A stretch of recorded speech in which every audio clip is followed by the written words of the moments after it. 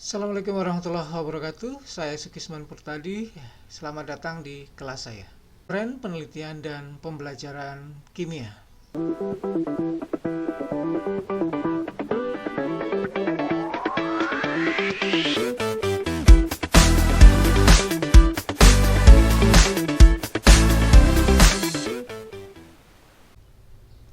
Tren penelitian dan pembelajaran kimia. Untuk bab yang pertama, saya akan membicarakan tentang interkorelasi antara penelitian dan pembelajaran.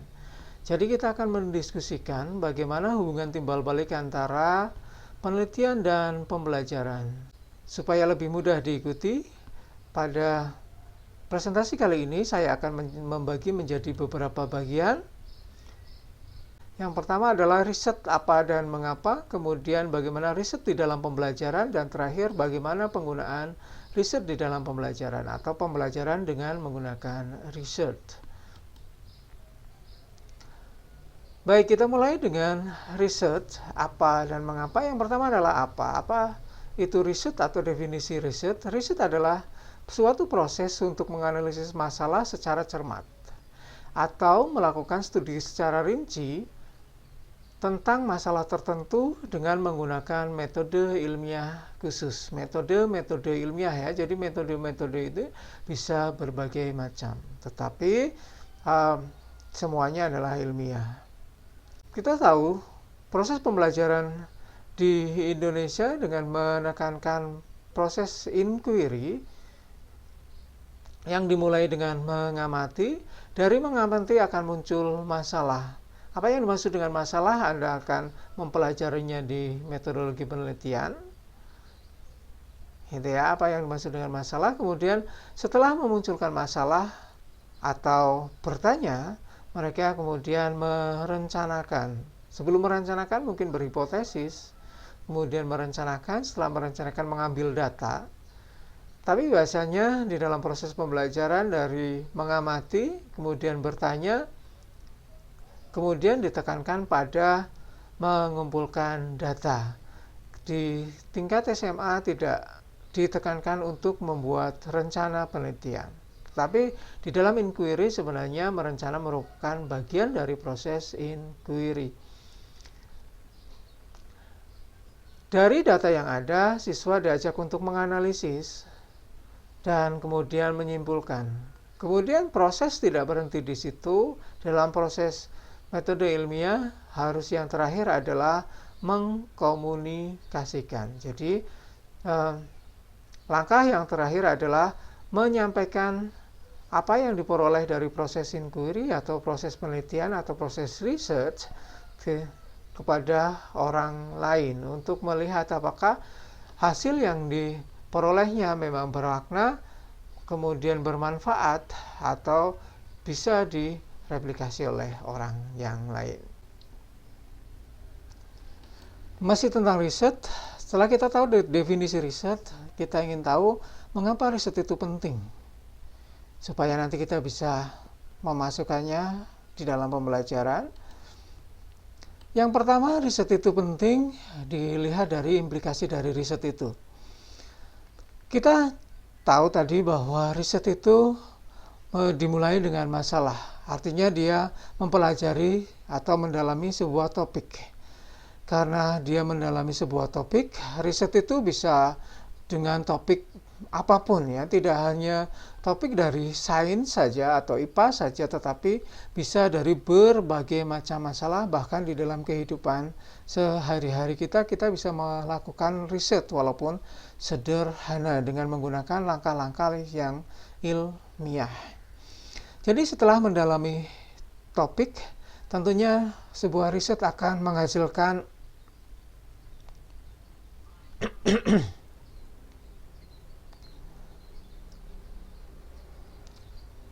pemecahan dari masalah tersebut atau topik tersebut. Dengan melihat hasil pemecahan masalah topik tersebut, maka kita akan melihat bahwa proses riset ini akan berguna untuk sektor yang kita bahas tadi atau topik yang kita bahas tadi. Walaupun secara sederhana, misalnya kita punya grup di WhatsApp, kemudian di dalamnya ada share sebuah berita. Nah, kita bisa melakukan riset sederhana tentang berita ini, apakah berita ini benar atau tidak. Itu kita bisa melihat bahwa ini adalah sebuah masalah, bahwa berita ini kok sepertinya benar karena ada data-data yang kelihatannya seperti ilmiah. Kita harus bertanya, kemudian kita mulai menyelidiki satu persatu apakah data itu benar. Kemudian data didukung oleh fakta yang ilmiah dan seterusnya, sampai akhirnya kita menemukan bahwa data ini benar atau sama sekali tidak benar. Nah, yang semacam ini kita sudah memberikan manfaat dari proses riset itu tadi, bahwa kita bisa menyatakan pada teman kita atau pada diri, paling tidak pada diri sendiri, bahwa berita ini tidak bisa dipercaya atau berita ini memang benar, seperti itu. Jadi di dalam proses yang sederhana pun ada proses riset. Berikutnya adalah riset itu berguna dilihat dari tujuannya, yaitu tadi untuk memecahkan masalah. Karena memulai dengan munculnya adanya masalah, maka dimulai dengan tujuannya adalah untuk memecahkan masalah tersebut, menjawab masalah tersebut. Tadi hasilnya pertanyaannya tadi sudah terjawab bahwa beritanya benar atau salah.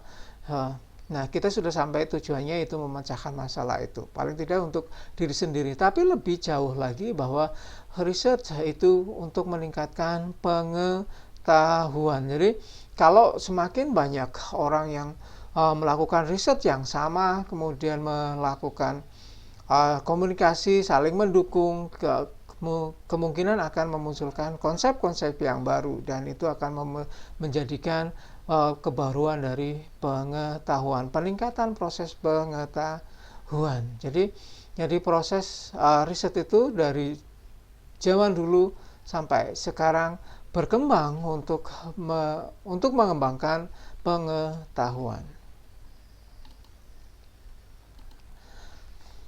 Kemudian dari prosesnya yang iteratif, sebuah penelitian itu tidak berhenti.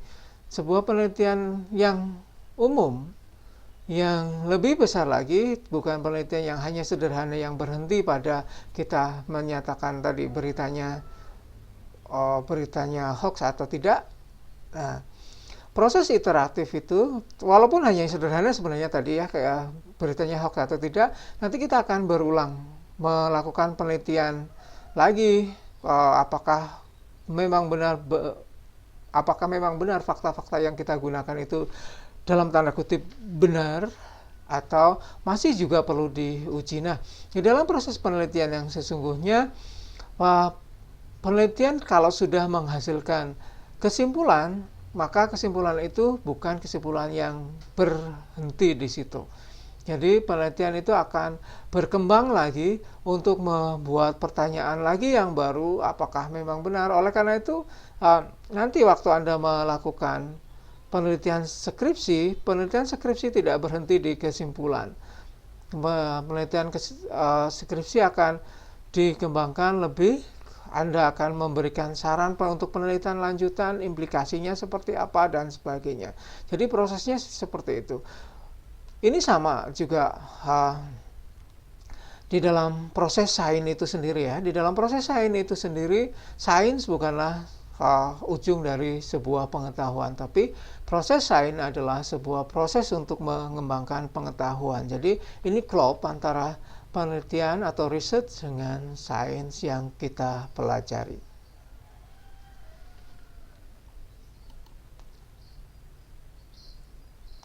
Selain itu, kita masih berbicara tentang riset dan bagaimana selain yang sudah kita bicarakan.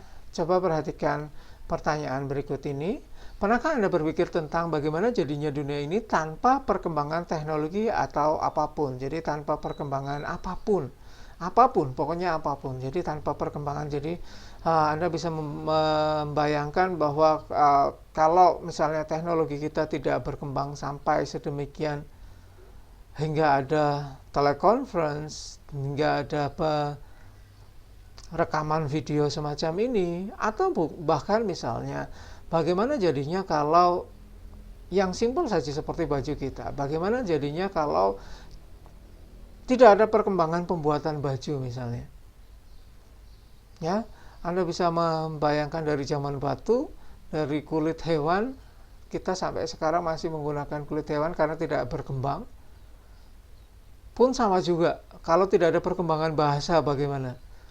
Bagaimana kalau tidak ada perkembangan mengenai tulisan dan sebagainya. Nah, perkembangan-perkembangan itu sebenarnya didukung oleh riset kita.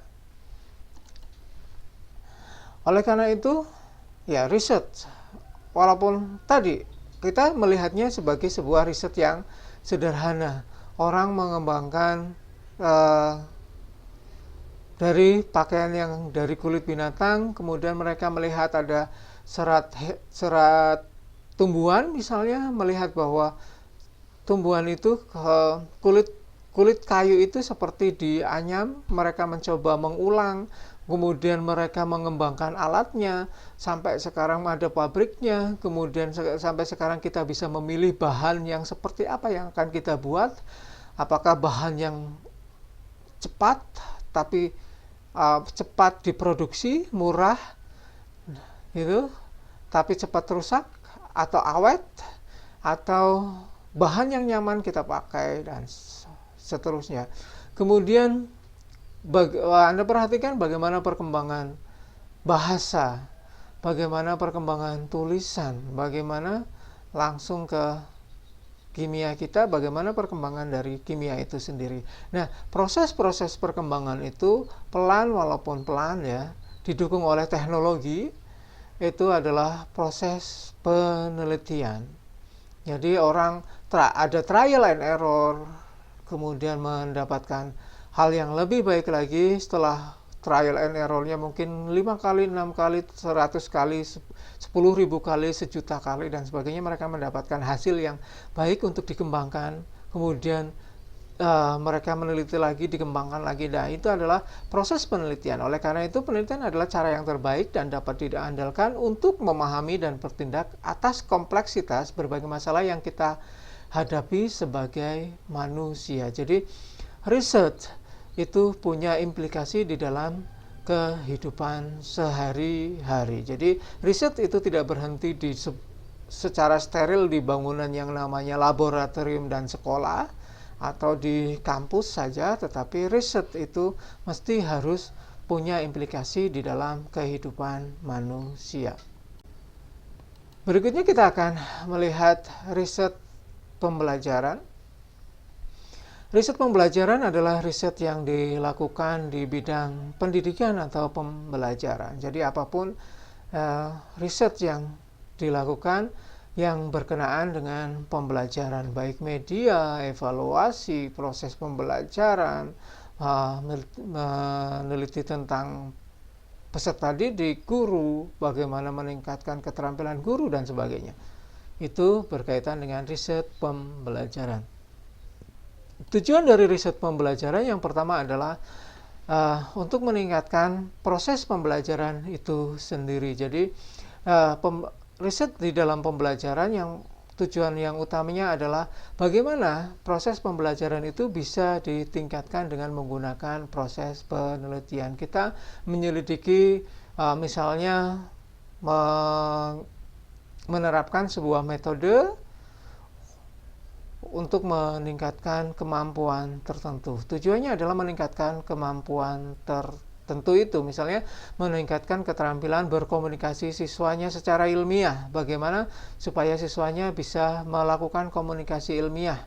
Nah, dengan menggunakan riset kita bisa tahu bagaimana sih cara kita membelajarkan untuk meningkatkan keterampilan ilmiah. Kemudian tujuan riset pembelajaran yang kedua adalah menambah pengetahuan, sama juga untuk riset secara umum.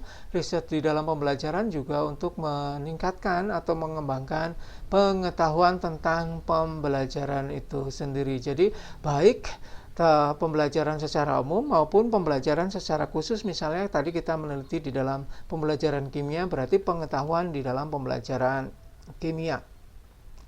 Kemudian berikutnya tujuannya adalah menjembatani antara gap atau jurang pemisah antara pengetahuan yang sudah ada dengan pengetahuan yang lainnya. Mungkin ada jeda antara pengetahuan yang satu dengan pengetahuan yang lainnya. Nah, penelitian kita bisa menjadi salah satu jembatan untuk ternyata prosesnya seperti ini. Misalnya di penelitian miskonsepsi misalnya, kita mengembangkan bahwa kita sudah meneliti tentang miskonsepsi itu seperti ini, prosesnya seperti ini. Kemudian kita melihat juga bahwa miskonsepsi itu bentuk-bentuknya seperti ini. Tapi kita tidak tahu bagaimana sih sebenarnya proses terbentuknya miskonsepsi yang ada di dalam diri siswa itu sendiri. Nah, penelitian kita tentang mental atau kognitif di dalam siswa kita akan memberikan pencerahan. Nah, mungkin penelitian kita tidak lebar itu untuk menjembatannya, tapi paling tidak kita sudah memberikan batu loncatan untuk bisa menggambarkan tentang bagaimana proses di dalam kognitif siswa itu sampai terjadinya miskonsepsi seperti ini. Kemudian ada orang lain yang meneliti dan seterusnya, sama akhirnya dengan penelitian yang banyak itu kemudian akan dapat dikumpulkan menjadi sebuah prinsip, konsep, dan pengetahuan baru. Itu tentang riset di dalam pembelajaran. Kemudian tujuan berikutnya adalah expand knowledge. Tadi hampir sama, kalau tadi menjembatani, yang berikutnya adalah mengembangkan pengetahuan dan mereplikasi pengetahuan. Kalau mungkin penelitian kita tidak ikut mengembangkan pengetahuan, karena sebagai manusia kita punya keterbatasan, paling tidak kita juga bisa mereplikasi pengetahuan itu sendiri untuk meningkatkan pemahaman kita terhadap pengetahuan. Dan yang terakhir adalah dengan menggunakan penelitian ini, dengan menggunakan penelitian yang ilmiah dengan metode yang valid dan reliable, kita juga bisa menyampaikan sesuatu pada orang lain. Tidak peduli siapa kita, siapa Anda, siapa orang lain, tetapi begitu dia mengusung hasil penelitian dengan langkah-langkah yang valid, dia akan muncul dan bisa menyumbangkan sesuatu pada pengetahuan itu. Dan Anda ingat mungkin ya, di zaman dulu pengetahuan itu dikembangkan oleh orang-orang tertentu saja. Jadi orangnya harus terkenal, sudah masuk ke dalam kelompok tertentu, baru kemudian karya-karyanya bisa diakui. Nah, proses penelitian yang sekarang berkembang tidak lagi seperti itu. Siapapun bisa menyampaikan gagasannya, hasil penelitiannya, asal proses penelitiannya valid. Itu. Dan didukung oleh pengetahuan yang lain. Itu adalah tujuan dari riset di dalam pendidikan. Nah, di dalam riset pembelajaran atau riset pendidikan itu ada berbagai macam. Nanti Anda akan mendapatkan ini di metodologi penelitian, desain penelitian pembelajaran atau pendidikan itu ada desain penelitian yang kuantitatif, penelitian yang kualitatif, dan penelitian yang combine. Combine itu artinya mix antara keduanya. Jadi kuantitatif itu ada yang intervention riset, atau kita melakukan sesuatu pada objek kita, pada sampel kita, atau ada yang penelitian yang tidak melakukan penelitian sama sekali. Kalau kualitatif mungkin kita mengeksplorasi pengalaman individu atau mungkin kelompok tertentu atau seseorang, tapi mendeskripsikan banyak orang. Kemudian yang terakhir adalah gabungan dari keduanya. Jadi perkembangan penelitian yang sekarang, perkembangan penelitian pembelajaran yang sekarang, orang tidak lagi hanya puas kuantitatif saja, hanya puas hasilnya meningkat dengan angka sekian-sekian, atau puas hanya dengan melihat bahwa oh ternyata penjelasannya adalah seperti ini di kualitatif. Tetapi orang sudah mulai, kalau penjelasannya seperti ini, orang harus tahu dengan dukungan data kuantitatifnya seperti apa. Kalau data kuantitatifnya dapat yang sebesar ini, harus ada penjelasan lagi di dalamnya. Oleh karena itu, kemudian ahli-ahli penelitian pembelajaran di pendidikan, ahli-ahli penelitian pembelajaran mengembangkannya, mengcombine antara yang kuantitatif dengan kualitatif. Salah satu penelitian yang merupakan penelitian yang gabungan dari kuantitatif dan kualitatif sebenarnya menjadi wajib bagi guru di Indonesia, yaitu action research atau penelitian tindakan ya. Kalau guru punya kelas, maka penelitiannya adalah penelitian tindakan kelas. Nah, di mata kuliah metodologi penelitian mungkin akan Anda dapatkan bagaimana cara melakukan penelitian tindakan kelas walaupun sebentar. Dan sekarang Anda masih mahasiswa, jadi mungkin penelitian skripsi Anda tidak diperkenankan untuk action research, karena action research itu harus muncul dari kelas yang dimilikinya. Kecuali kalau mungkin Anda berpartisipasi, yang memunculkan masalahnya adalah dari gurunya, kemudian Anda berpartisipasi dengan guru mengembangkan penelitian untuk memecahkan masalah sesaat di dalam kelas tersebut.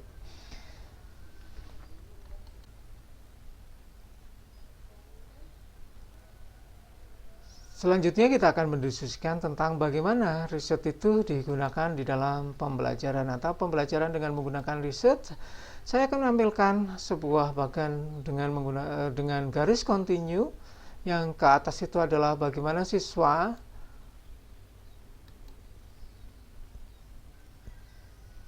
berpartisipasi, apakah siswanya berpartisipasi secara penuh atau siswa sebagai audiens saja.